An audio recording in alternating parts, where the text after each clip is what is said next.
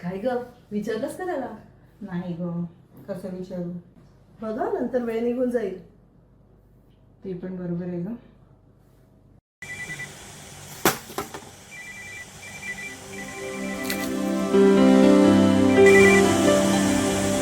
Hello. कसं आहेस? मी मजेत. तू कशी आहेस? तुला एक विचारू का? अ, हा, विचार ना. राग नाही ना येणार?